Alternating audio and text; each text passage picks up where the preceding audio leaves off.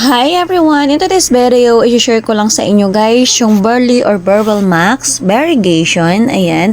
Mayroon siya guys variegation na kulay yellow. Dahil nga guys, tumaas na siya, kailangan na siya natin i-cut.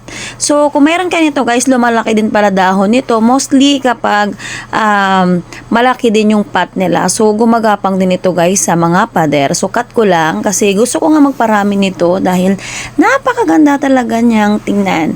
So, ipapakita ko sa inyo ngayon kung paano ko siya i-propagate using Leica Clibbles. Kung napapansin nyo guys, lagi akong gumagamit ng Leica Clibbles kasi sobrang hiyang talaga yung plants ko. So, nasa inyo yan guys kung saan hiyang yung plants no, yun na po ang gagawin nyo.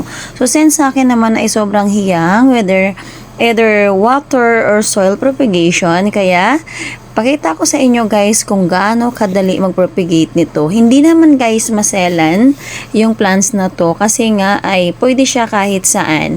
Anyway, wag mo lang siyang ibilad sa araw kasi sobrang bagal ng paglaki niya at talaga magba-brown yung dahon niya. Morning sunlight is okay, pero the rest po shaded area na siya.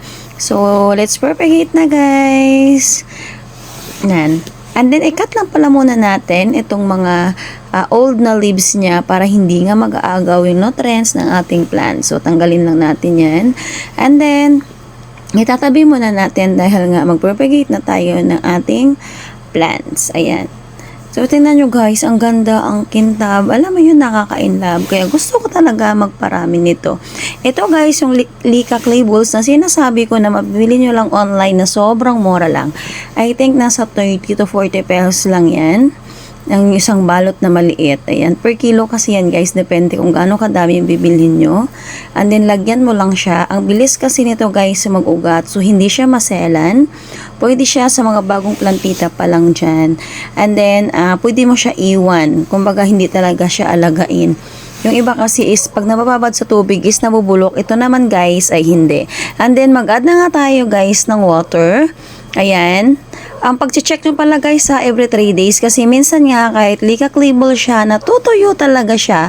So mag-add tayo ng water dito. Distilled water pala guys yung gamit ko. Pero nasa inyo na yun kung anong tubig yung gagamitin nyo. Kung saan hiyang yung plants nyo. Ayan. Konting tubig lang nilagay ko guys ha. Kasi alam ko naman na i-check ko naman siya every 3 days. Thank you!